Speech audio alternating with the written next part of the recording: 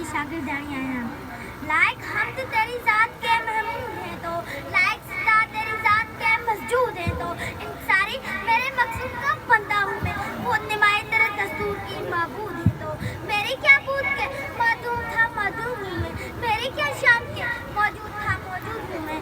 जनाब तमाम तारीफें खुदा बाबरकत के लिए जो तमाम जानों का पालने वाला है।